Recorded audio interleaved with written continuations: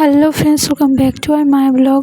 তো হচ্ছে কি তোমরা কেমন আছো? আমাদের সুস্থতা কামনা করে নতুন ব্লগ এখান থেকে স্টার্ট করছি। আর এই যে ভিডিওটা দেখতে পাচ্ছ, তো এটা হচ্ছে গিয়ে চড়কের দিনের ভিডিও। তো চড়ক কেমন হয়, কেমনভাবে সবাই রিচুয়ালস পালন করে এখানে। তো হচ্ছে গিয়ে এটা আমার শ্বশুর বাড়িতে, আর আমার বড় হচ্ছে চড়ক করবে। দেন তো আমার আসতে বলেছিল, আমি আসলাম। আমার আসার ইচ্ছা বিন্দুমাত্র ছিল না। যাই হোক, সেগুলো আমি পরে বলছি। আর এই যে এতদিন ধরে আমি তোমাদের ভিডিও দিচ্ছি না, তার কারণগুলো বলবো।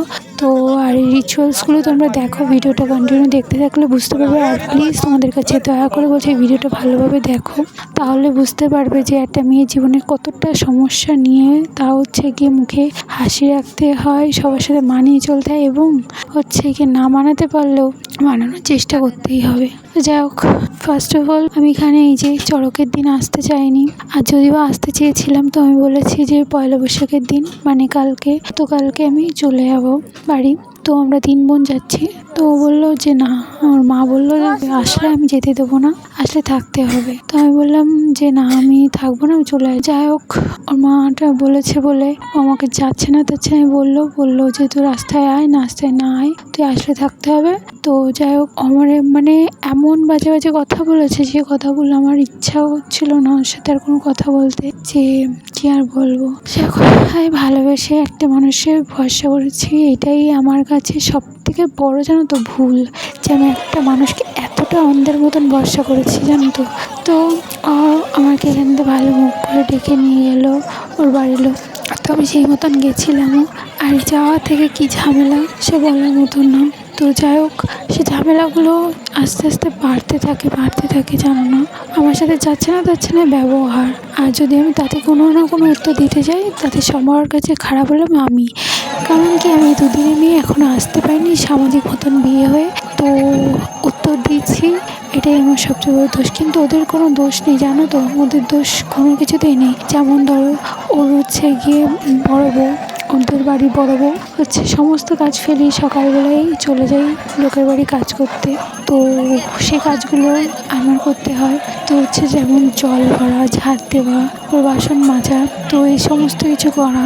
তারপর হচ্ছে গিয়ে সকালবেলায় জল খাবার যদি বা খেতে ইচ্ছা করে, তো নিজের মতন নিজে সমস্ত কিছু জোগাড় করে বানাতে হয়। কিন্তু তোমার কেউ জোগাড় করে দেবে না। ওদের বাড়ি গিয়ে মানে হচ্ছে সকালবেলায় যে খাবারের জন্য সব কিছু থাকে হাতের কাছে, তো সেসব কিছুই না, তোমার নিজেকে জোগাড় করে নিতে হবে।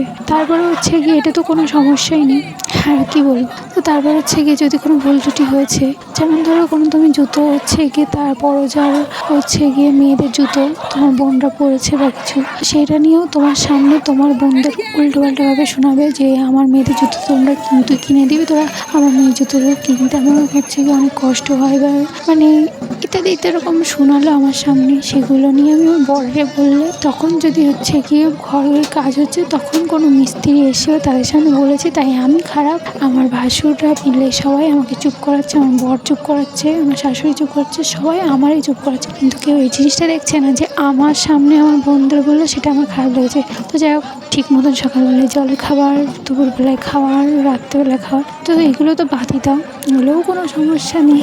তো তারপর যাই হোক, আমার যে ডাক্তারে বারণ করছে সেগুলোই বেশি বেশি করে ওখানে করতে হয়, তো সেগুলোও কোনো ম্যাটার না। এবার হচ্ছে গিয়ে স্বামী স্ত্রীর মধ্যে যদি কোনো রাগারাগি, কোনো কথা কাটাকাটি বা কোনো বাজে কথা বা যাই হোক না, সেগুলো নিয়ে হাঁড়ি বাঁধবে। হাঁড়ি বেঁধে হচ্ছে এগুলো পাড়ায় থেকে বাঁচা নাচা হবে, তো সেগুলোও সমস্যা নেই।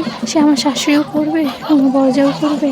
অ্যান্ড যদি সেগুলো উত্তর দিতে যাও, তাহলে আমার সামনে আমার ভাইরে কিছু বলবে না, বলার মতন বাসরগুলোও আছে। আর বাসরগুলো বলার পরে হচ্ছে গিয়ে যখন তাদের উত্তর দিতে যাব, তখন তারা হচ্ছে গিয়ে গালাগালি দেবে, এমনকি রুখে আসবে মারতে। এমনকি যার বিয়ে হয়ে গেছে বড় বাসুর, সেও আর মেজো বাসুরও। তো যাই হোক, ওদের সামনে ওদের ভাইয়ের কোনো বাজে কথা বলে না, অথচ ওরা আমার সামনে আমার পরিবারের উল্টোপাল্টা বলতে পারবে, অপমান করতে পারে, আমার সাথে এই ব্যবহারগুলো করতে পারবে। অ্যান্ড হচ্ছে গিয়ে আমার সামনে আমার স্বামীর নিন্দাও করতে পারবে। এমনকি আমার স্বামী কিচ্ছু দেন, অথচ আমার বড় ভাসুরের মেয়ের 2টো মেয়ে আছে, তো তাদের কি লাগবে সেই সমস্ত কিছু দিতে পারে। এমনকি ছোটো মেয়েটার হচ্ছে গিয়ে সকাল বিকাল দুপুর 3 বেলা খাওয়ার টাকা দেবে ও। তো হচ্ছে গিয়ে সমস্ত কিছুর আবদার পূরণ করবে ও। এমনকি হচ্ছে গিয়ে প্রত্যেক দুর্গা পুজোতে সবার জামা কাপড় দেবে ও। তারপর বাড়িতে টুকিটাকি খাওয়া দাওয়া যা লাগে সেগুলো টাকা দেবে ও। তারপরে হচ্ছে গিয়ে ঘর করলে ঘরের লোন শোধ করার জন্য টাকা ও দেবে, আর বাদবাকি ভাইগুলো দেওয়ার কোনো জ্বালাই থাকে না। তো এত কিছুর পরেও তারপরে হচ্ছে ওর ছোটো ভাইয়ের 5,000 টাকা দেওয়া। তো হচ্ছে ওর কার্তিক পুজো করবে ওর বর, তো সেটার জন্য ওর দাদা টাকা দেবে। তাতেও ওরা মানে বলবে যে কি দিয়েছে অজয়, কি দিয়ে। এই সমস্ত কিছুর পরেও তুমি হচ্ছে চুপচাপ থাকো, না হলে তুমি যদি কিছু উত্তর দিতে চাও তুমিই খারাপ। কারণ তুমি হচ্ছে দুদিনের মেয়ে, তুমি দুদিনের জন্য এসছো, তুমি হচ্ছে গিয়ে এগুলো তোমার সহ্য করতে হবে, মানতে হবে। না মানতে পারলে তুমি সব থেকে খারাপ। পাড়ার লোকের কাছে, বরের কাছে, শ্বশুরবাড়ির সবার কাছে, বাপের বাড়ির কাছে, সবার কাছে। বলো তো আমার অন্যায়টা এই জায়গাটা কোথায়? এগুলো আমি সহ্য না করতে পারি একটু উত্তর দিচ্ছি, এটাই তো? নাকি আমি তাদের মতন হচ্ছে গিয়ে মারতে গেছি, ঢুকে গালাগালি দিচ্ছি, বলেছি বাড়ির থেকে বেরিয়েছে? ভাসুরে কোন ভাসুর হয়ে বলে যে বাড়ির থেকে বেরিয়েছে? তোমাদের কাউকে কি কোনোদিনও বলেছে কেউ? বলো। আর হচ্ছে কি আমার বর আমাকে এমন বাজে বাজে গালাগালিও দিয়েছে, সেগুলো বলার ভাষাই না। সেই গালাগালিগুলো কোনো সময় তাদের পরিবারে তার মারে, বা হচ্ছে কি তার দুটো বাড়ির মেয়ে আছে তাদের, বা তাদের বাড়ির দুটো বউ আছে আর তাদের দিয়েছে কিনা, আমি শুধু এগুলো তো এই জানতে চাওয়াটাও আমার কাছে অপরাধ। তার জন্য হচ্ছে গিয়ে আমাকে শাস্তি পেতে হচ্ছে। যে ও বললো আমায় ছেড়ে দেবে, সেই মতন আমি লাস্ট পর্যায়ে পর্যন্ত যেদিন চলে আসবে সেদিনও হচ্ছে কি ওর মা সবার সামনে, আমার মার সামনে পাচা নাচা করছে আমার নিয়ে, ও ঝুমাইটা করেছে, ঝুমাটা অন্যায় করছে, হেন তেন ইত্যাদি ইত্যাদি। শুধু তাই না, এই সময় মা, ভাই, বোনরা, বাবা কি বলেছে কি করেছে, যা না বলেছে তা মিথ্যে বানিয়ে বলা। তো যাই হোক, তারপর হচ্ছে গিয়ে এসব করার পরে তার বুকে এক ফোঁটা কোনো কিছু দেওয়া হয়নি। সে নাকি শরীর খারাপ বলছে, অথচ সেইগুলো করে বেড়াতে পারে। আর আমি যদি একটুখানি শরীর খারাপ দেখাই তাহলে আমি রুকি বৌমা, বেড়াম বৌমা, এই বেড়াম বৌমা ঠিক করে তারপর তাও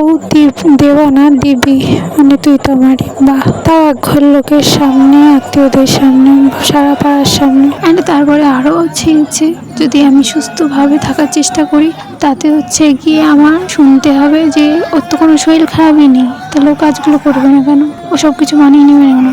আর যদি বলি সকালবেলায় কী খাবো, কি দুপুরবেলা কী খাবো, তো সব তো আছে করে খাও, অথচ দেখবা কিচ্ছুই নেই, তোমার জোগাড় করে নিতে হবে। বাহ, তাহলে তুমি বলো এগুলোর পরে আমি দুদিনের মেয়ে হয়ে গিয়ে আমার সব সমস্ত ম্যানেজ করে নিতে হবে। আর দুটো বউ যখন জল ভরতে হবে বা কিছু, তখন তাদের হাতে হাতে হাত লাগিয়ে দেওয়ার জন্য শাশুড়ি থাকবে, ঠাম্মা শাশুড়ি থাকবে, সবাই থাকবে, কিন্তু আমার বেলায় কেউ থাকবে না। কেন বলো তো এই যে ভেদাভেদটা করে? আমি বুঝি না। কারণ কি জানো তো, আমার স্বামী যে আমার পাশে নেই, আমার স্বামী যে হচ্ছে সবার দেখি, তো আমার বাদ দিয়ে আমার এতটা শরীর খারাপ, কিন্তু আমার কোনো ভাসুর বা কেউ আজ পর্যন্ত আমার দেখতে আসে না, না কোনো টাকা দিয়ে কোনো কিছুতে সাহায্য করছে। অথচ তাদের কিছু হলে আমার বর সমস্ত কিছু এরকমভাবে ওদের সাপোর্ট করবে, সাহায্য করবে। তো তোমরা বলো যে এর বিচারটা কী হতে পারে? আর শেষ পর্যায়ে আমাকে বলেছিলাম তুই আমাকে আজকে যেতে দিস না, ছেলে কিন্তু আমি আর আসবো তোর জন্য ফেরত। বললো না তুই যা, যদি থাকতে থাকবে, না থাকতে না থাকে। তো অপমান সহ্য করার পরে হচ্ছে গিয়ে তাও কমতে ছিল না। ছোট দেও তার বউর কাছেও গালাগালি, মানে সেও মারবে এমন একটা ভাব।